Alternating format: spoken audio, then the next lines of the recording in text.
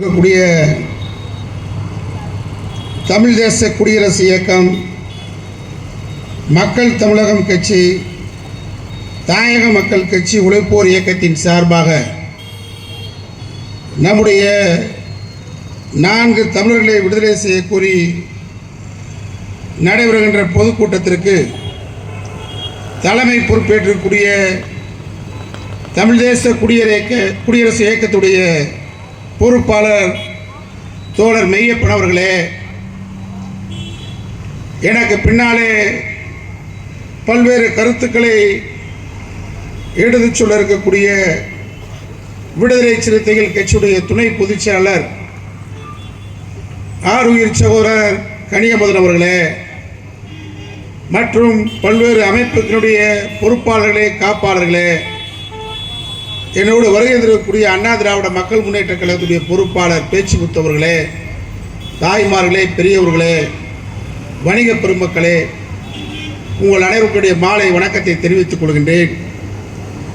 நம்முடைய அருமை சகோதரர் மெய்யப்பன் அவர்கள் தொடர்ச்சியாக 7 தமிழர் விடுதலைக்காக மதுரை மாநகரிலே தொடர்ச்சியாக போராட்டங்களை முன்னெடுத்து நடத்தியவர்.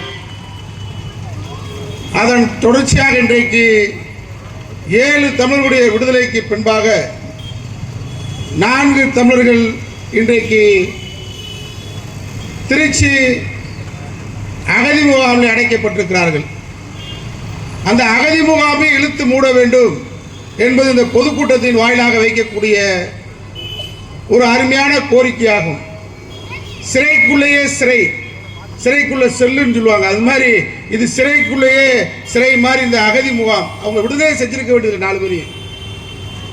ஒரு நீண்ட நெடிய போராட்டத்துக்கு பின்பாக தான், சட்ட போராட்டத்துக்கு பின்பாக தான், எனக்கு முன்னாடி பேசிய மக்கள் அதிகார தோழர் சொன்னது மாதிரி மக்களுடைய உணர்ச்சி மயமான போராட்ட வடிவத்துக்கு பின்பாக தான் ஒரு 35 ஆண்டுகள் கழித்து அவர்கள் விடுதலை செய்யப்பட்டார்கள். இன்றைக்கு அந்த விடுதலை செய்யப்பட்டவர்களும் அகதி முகாமில் அடைக்கப்பட்டிருக்கிறார்கள்.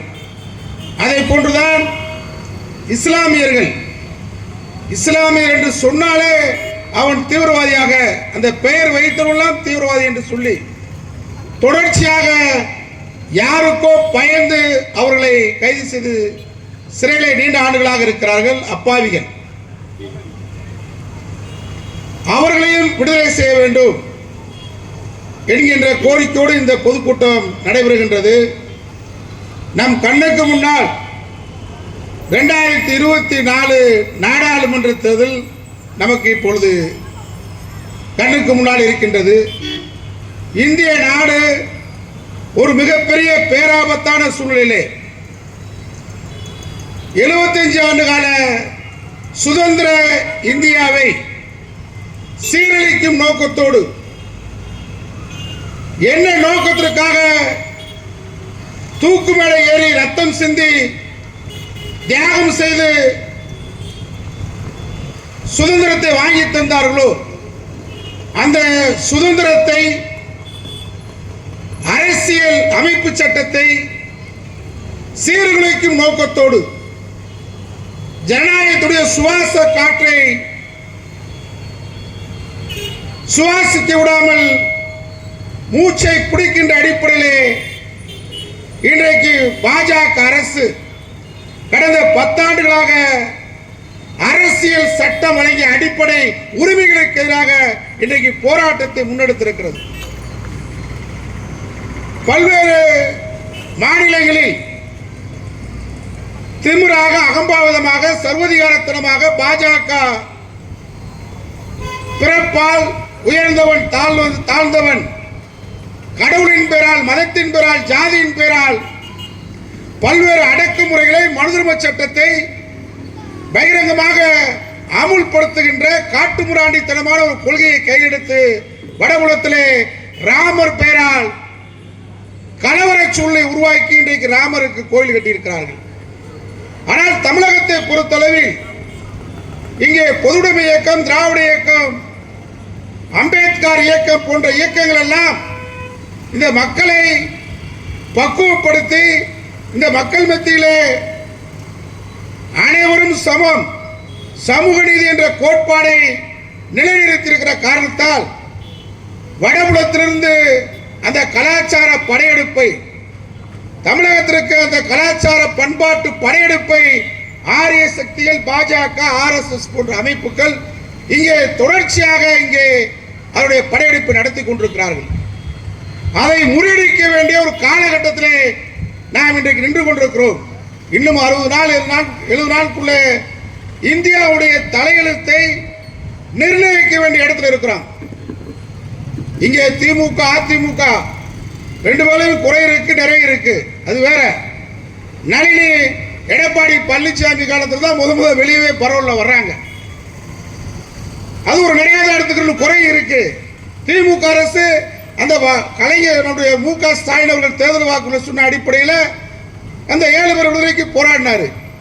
ஆனா தமிழ்நாடு, தமிழன், இலங்கை தமிழர் எதை பத்தியுமே பேசாம, அதுக்காக குரல் கொடுக்காம, தமிழ் மொழிக்கு எதிராக, தமிழத்துக்கு எதிராக, தமிழர்களுக்கு எதிராக, மீனவர்களுக்கு எதிராக, விவசாயிகளுக்கு எதிராக, உழைப்பாளிக்கு எதிராக ஒரு கட்சி பகிரங்கமா நாங்க பாபர் மசூதி இடிச்சது சரிதான், நாங்க ராமர் கோவில் கட்டது சரிதான், உன்னை நாங்க சூத்திரன் சொல்றது சரிதான், பஞ்சம் இந்த நாட்டில் இருக்கணும், நீ படிக்க கூடாதவன் அப்படின்னு ஒரு கட்சி பகிரங்கமா காவி துண்டை போட்டு ஓட்டு கேட்டு வர்றாண்டா, முதல் நம்ம தடுக்க வேண்டிய இன்றைய நம்முடைய போராட்டம் பாஜகவை வீழ்த்த வேண்டும். இந்த மண்ணில் நுழைய விடக்கூடாது. அதனால அதற்கு நம்முடைய பட்டாளத்தை தயார் பண்ணணும். 7 தமிழர் விடுதலையில பாஜகவுடைய கொள்கை என்ன கேட்கணும். 7 தமிழருக்கு மெய்யப்ப போராடி இருக்காரு, நம்ம எல்லாம் போராடி இருக்கோம். பாஜக கட்சி, விஸ்வ இந்து பரிஷத்து, இங்க இருக்கக்கூடிய RSS, இந்து மக்கள் கட்சின்னு சொல்றாங்கல்ல, சாந்தன் யாரு, முருகையாரு, இந்து தானே போராடி இருக்கிய. பாஜக கொள்கை என்ன? இடஒதுக்கீட்டில் உடைய கொள்கை என்ன? அனைத்து ஜாதியிலும் அர்ச்சகராகலாம், அந்த சட்டத்தை நீ ஏத்துக்கிறியா? இந்த கேள்வியை கேட்கணும்.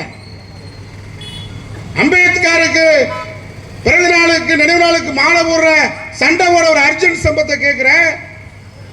அம்பேத்கருடைய அரசியல் சட்டத்தை பாஜக தூக்கி போட்டு மிதிக்குது, அதை எடுத்து பேச தயாரா நீ? மனு உரிமை சட்டம் 2024 வந்தா அம்பேத்கர் எழுதிய அனைவருக்கும் அனைத்தும் கிடைக்க வேண்டும், கிடைத்துக் கொண்டிருக்கிறது அவர் எழுதிய சட்டத்தில். அதை தூக்கி எறிய வேண்டும். நீ படிக்க கூடாதவன், நீ இந்த தெருவுக்கு நுழைய கூடாது, நீ பிறப்பால் தாழ்ந்தவன் என்கின்ற மனு உரிமை சட்டத்தை இந்த நாட்டில் அமுல்படுத்த நினைக்கிற பாஜகவை நான் வீழ்த்துகின்ற முனைப்பான காலகட்டம் இந்த கட்டம். இந்த 7 பேர் விடுதலையில பாஜக அரசு நமக்கு ஆர்வம் இருந்ததா? நான் முன்னப்பட அதிமுக, திமுக இருந்துச்சு, அது வேற. நான் என்ன கேட்கிறேன்னு கேட்டா, பாஜக அரசு 7 பேர் விடுதலையில அவருடைய நிலை என்ன? தொடர்ச்சியாக உச்ச நீதிமன்றத்தில் நமக்கு எதிராக மனு போட்டவர்கள். கச்சத்தீவு பிரச்சனையில பாஜக நிலை என்ன? 10 ஆண்டுகள்ல நீ கச்சத்தீவை மீட்டுக்கலாம்ல. பில்கிஸ் பானு வழக்கில் குஜராத்தில் விடுதலை செய்தியில இன்னைக்கு 2 பேரும் பரவல விட்டுருக்கான். இப்ப இன்றைய தேதியில நேற்றைக்கு 2 பேரும் பரவல விடுறான். பகிரங்கமா கற்பழிச்சு கொலை செய்து கையமைத்தனம் செய்த பில்கிஸ் பானு வழக்கில் நீண்ட நெடிய போராட்டத்துக்கு பின்னாடி, சிறையில் அடைச்சதுக்கு பின்னாடி குஜராத் அரசு, ஒன்றிய அரசுடைய பேச்சை கேட்டு அவங்களை விடுதலை செய்துட்டு மாலை ஓட்டு வரவேற்று கூட்டு போறான் பாஜக. அது மாதிரி 7 பேர் தமிழர் விடுதலை அண்ணாமலை என்னைக்காவது பேசியிருக்காரா? தமிழிசை சவுந்தரராஜன் பேசியிருப்பாங்களா? மோடி வாய் திறந்திருக்கிறாரா? அதனால தமிழர்களை வஞ்சிக்கின்ற, ஒட்டுமொத்தமாக தமிழர்களை வஞ்சிக்கின்ற பாஜகவை வீழ்த்துவதுதான் 2024 நமக்குள்ள 1000 கருத்து வேறுபாடுகள் இருந்தாலும் நம்முடைய இலக்கு இந்த ஜனநாயகம் காப்பாற்றப்பட வேண்டும். இந்த 4 பேர் விடுதலை, இஸ்லாமிய சிறைவாசியுடைய விடுதலை, அகதி முகாம் மூட வேண்டும். அனைத்திற்கும் தடையாக இருப்பது மோடி பாசிச அரசு. அந்த அரசை வீழ்த்துவதுதான் நம்முடைய இலக்காக இருக்க வேண்டும் என்று கேட்டு வாய்ப்புக்கு நன்றி சொல்லி விடைபெறுகின்றேன். வணக்கம்.